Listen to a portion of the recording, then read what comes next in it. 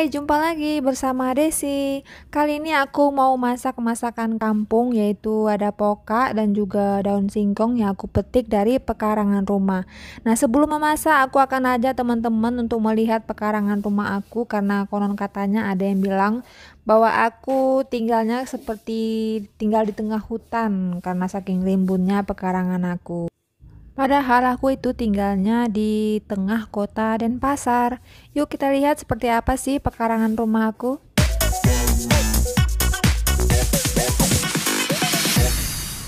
Ini dia daun singkong yang mau aku petik dan aku nggak liatin semua keseluruhan pekarangan karena berantakan habis pengerjaan apa namanya itu tiang atap teras. Jadi ini aku hanya memperlihatkan pas di bagian tanamannya saja. Ini aku petik daun singkongnya dulu. Banyak banget suara ayam ya karena banyak pelihara ayam di sini. Nah, di pojok itu ada kuda yang sedang nangkring di sana, tukang jaga pekarangan dia. Nah, ini ada juga pohon pisang. Terus ini daun kari atau biasa disebut salam koja ya. Ini untuk masak-masakan yang bersantan gitu. Terus ini di sini bagian depan ada pohon. Ini bekas habis apa namanya pemangkasan pohon nangka karena terlalu rimbun jadi menutupin matahari jadi dipangkas. Ini dia. Nah, ada penghuninya di bawah pohon nangka ini yang ditakutin orang. Coba kita lihat siapa dia. Ini dia penghuni pohon nangkanya ya, dan ini sangat galak. Ini namanya Ami. Ami, Ami, Ami. Ini dahan-dahan nangkanya yang bekas dipotong belum sempat dibersihkan karena hujan terus. Sekarang kita ke pojok. Ini apa namanya pohon pepaya. Di bawahnya ada nenas. Ada yang lewat. Terus ini apa namanya ciplukan ya, buah ciplukan tuh. Ya. Terus ini ada pohon cabe juga nih, dia pohon cabe ketutup sama pohon ciplukannya ya. Terus lanjut ini apalagi nih ya. Ini keladi Jepang. Ini aku beli online bibitnya, ini yang keladi yang kecil-kecil itu umbinya ya. Terus depannya ini ada pohon pepaya lagi. Nah, yang besar ini adalah pohon gedi. Setahu aku pohon gedi ini berasal dari Manado dan biasanya daunnya dimasak sebagai campuran bubur Manado. Lanjut, nah ini dia yang mau aku masak adalah poka. Di daerah teman-teman, poka ini namanya apa ya? Boleh di-share ya, ditulis di kolom komentar apa nama poka ini di daerah teman-teman. Dan di bawah ini ada pohon suwek dan aku baru pertama kali nanam suwek ini, dan ada cabai juga. Nah, di depan itu sudah jalan raya. Ini pokoknya cukup rimbun karena musim hujan. Bagian pekarangan yang aku perlihatkan ini hanya di bagian timurnya saja, jadi di bagian baratnya belum bisa aku post karena masih berantakan ya. Dan sekian kita jalan-jalan di pekarangan aku. Sekarang yuk kita mulai masak aja. Ini dia poka yang aku panen di depan tadi. Sekarang aku bersihin dulu, aku pisahin dari tangkainya. Dari artikel yang aku baca, poka ini memiliki manfaat yang sangat banyak. Salah satunya yaitu untuk mencegah resiko kanker. Kandungan antioksidan, solanin, dan solasodin dalam buah poka ini dapat mengurangi resiko kanker dengan menghambat pertumbuhan sel-sel abnormal di dalam tubuh kita. Pokoknya sudah selesai aku bersihkan dan sekarang kita siapkan santan. Nah, santan ini untuk memasak daun singkong, bukan untuk poka ya. Cuma nanti akan tetap aku campurkan sedikit pokanya. Untuk bumbunya yang gampang-gampang aja, hanya diiris saja. Ada 3 iris jahe dan 3 iris kunyit. 1 lembar daun kunyit dan 1 batang serai. Masakan yang aku masak ini merupakan masakan yang biasa nenek aku buat waktu aku kecil. Jadi ini merupakan masakan kenangan masa kecil bersama nenek aku. Dan ini ada 2 butir telur sebagai tambahan, tinggal kita ceplokin aja saat kuahnya sudah mendidih. Dan sekarang kita akan mulai masak.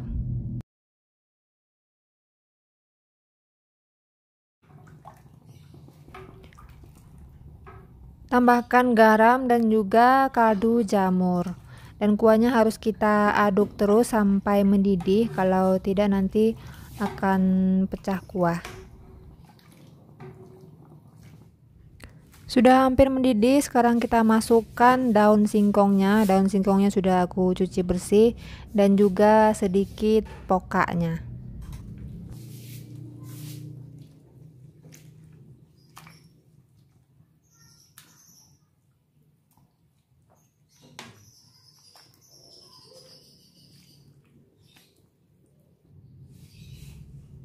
Kuahnya sudah mendidih, sekarang kita tinggal ceplokin telurnya.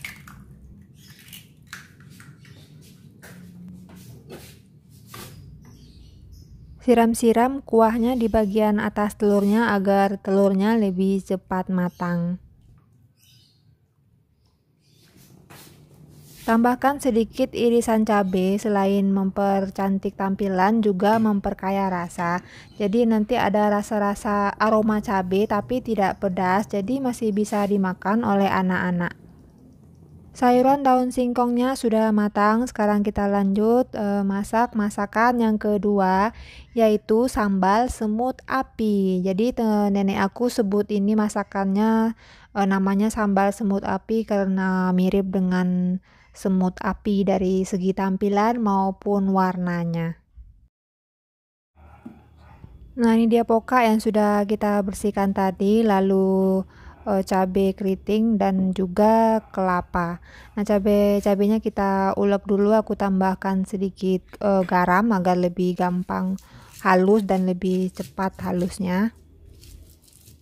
Meskipun bumbu sambal semut api ini sangat simpel, bahkan hanya ada 2 bumbu aja, cabai dan kelapa, tapi rasanya tetap sangat enak karena gurihnya kelapa ditambah dengan aroma poka, itu rasanya sangat enak.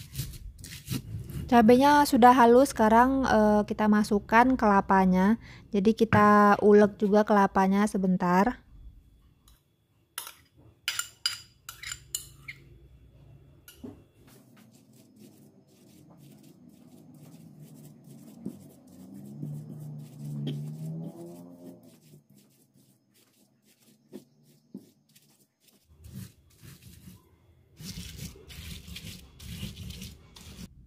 Kelapa dan cabenya sudah tercampur rata, sekarang kita mulai masak.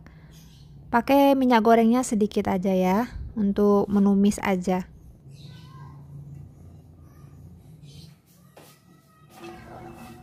Masukkan pokanya, kita tumis dulu pokanya sebentar, setelah itu baru kita masukkan kelapanya.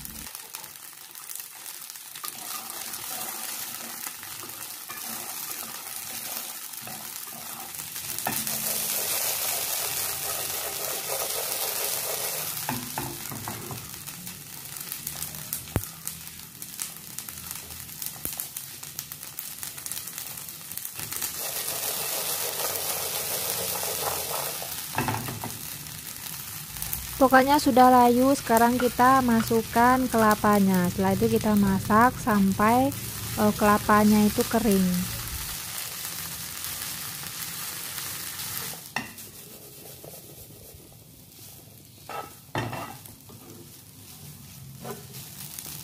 Aku tambahkan sedikit kaldu jamur karena tadi waktu ngulek cabenya sudah aku kasih garam, jadi aku tidak tambahin garam lagi. Sambal semut apinya sudah matang dan sudah kering, sekarang tinggal kita sajikan. Ini dia sambal semut api yang sangat-sangat gurih. Jadi kalau teman-teman suka dengan masakan dengan olahan kelapa, sambal semut api ini patut dicoba. Dan ini sayur daun singkongnya, masakan yang simpel namun menggugah selera. Dan aku masaknya ini pas makan siang. Selamat makan siang.